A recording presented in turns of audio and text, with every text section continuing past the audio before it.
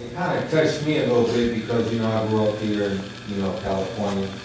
And, you know, the streets we call, sometimes we fight that inner energy of trying to be good and bad.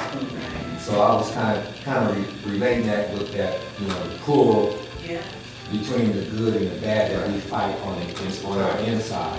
What pull means is that if you notice from the story, the little guy is being kept alive by this motorcycle club. As you go further into the story, the motorcycle club and the boy's father, who's in the wheelchair, were high school buddies. So basically, the little boy is being kept alive from the pull of his father, because his father had clout. What motivated you to use the intensity of the characters that you did? This is a story close to me now that is actually based on a true story about his son's life. And, you know, when he came to me to write it, the story, those characters stood out very vividly. And it was really, from there, it was about finding people who could complement the way the story was pitched and I felt it come across. So I think these guys did an outstanding job. I couldn't watch it because I was so afraid they were going to kill him, and I didn't want to see that. I want the ending to be a happy ending. That would, I just don't want to see any more kids just killed like that, you know. So I want something happy. I mean, I want it, if not happy, but at least I want him to survive. In other words, you know, even through all of the troubles and things, it just, he may be scarred, but survive. In the real world, that's our hope. Yeah. But in actuality, my son now is serving 38 years to life. Oh my God. And this was something that led up to the lifestyle that came behind this. And so, and you know, I'm a daddy, you know, and so in all hopes, I would have hoped that he became this basketball star, and you know, they offered him tennis shoe endorsements in high school. But that's just not reality all the time. And it's not always the parents' fault. You follow what I'm saying? So these stories, we can get into the habit of telling the real stories because a lot of us parents don't know who our kids are when they leave out. So, and by the sounds of the whistles, these people know what I'm talking about. At least your son is alive. I mean, it may be under difficult circumstances, but he's alive. It's not going to be everybody's story. You follow what I'm saying? We plan on making films for years. We want to make those real good, special, everybody's an angel, everybody's happy, peaches and feathers. But in the real world, you know, sometimes we have to deal with this. You know, the mother who thinks her baby is a saint, he just got gunned down in the street. It's not a question, it's more like a statement kind of backing up her.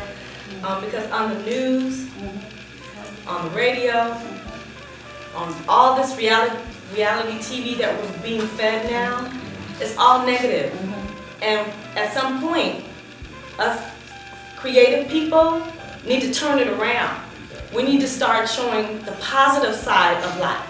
All the negative, we see that every day. Not putting down your movie because I didn't get a chance to see it, but from what everybody was sitting here waiting for the credits to go, I know it must have been good.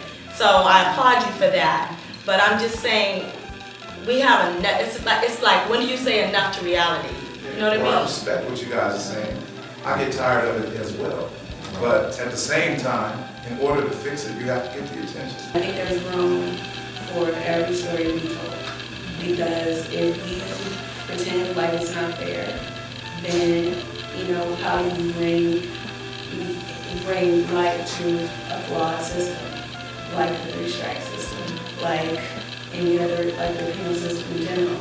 So you can't just say blatantly that, oh, there shouldn't be any more reality, and we should pretend like everything is great with poses and show good stories, because then we're not being true to what's going on and how to fix a problem. I would never say, don't tell your story because it's not a happy ending it belongs to.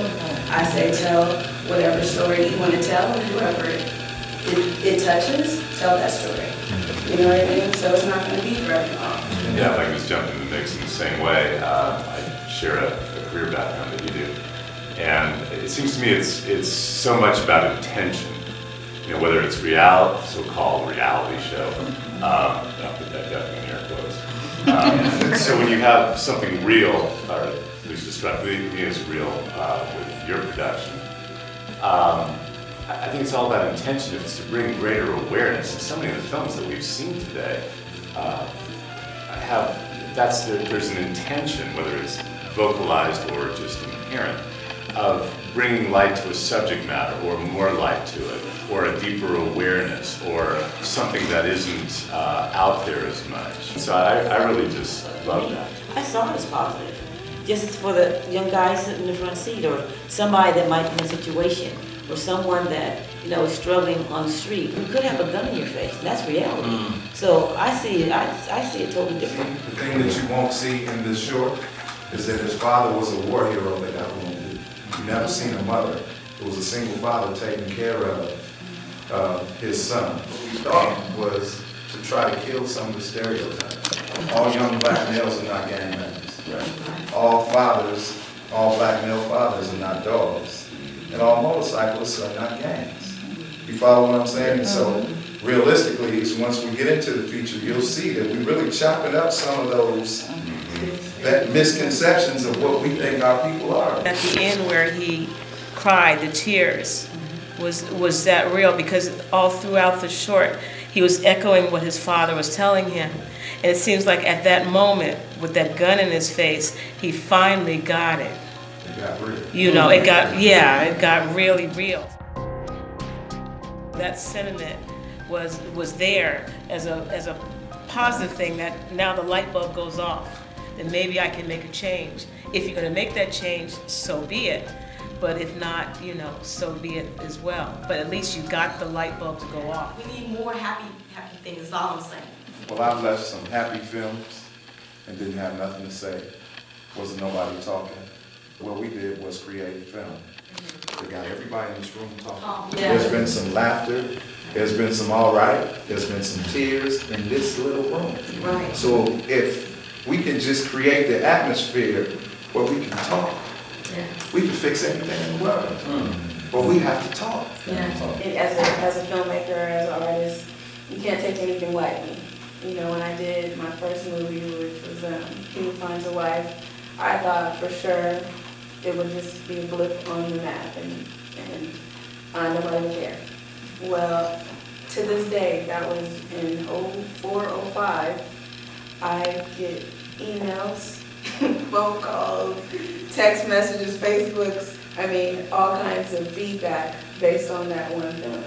And it is people saying, oh, your movie changed me in this way, you know, I did this because of that. And I was just like, what was that movie about again?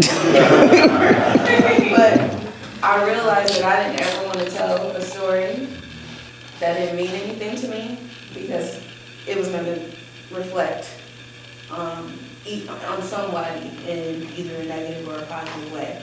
So as long as I can stand up and say that that meant something to somebody else, you know, I know it meant a lot to BJ. And so it means a lot to me. And I hope it means something else to somebody else. So what is then, if not pull, then what? What do we present before you all to get you guys engaged in anything? And if it takes pull, if it takes the story of my son, I'll sacrifice my story to get us talking and get us engaged so we can create the kind of films that we all want to see. I did most of the talking up here because she calls me up here. But if it wasn't for Southern Peach, and this is Stephanie Cunningham, this is Danielle. Make sure that you look up, and that's Daniel back there. Make sure that you guys get with us, exchange numbers. Let's not be bougie. Let's network and make something happen. Because, you know, 100 people is better than you by yourself. All right? God bless you guys.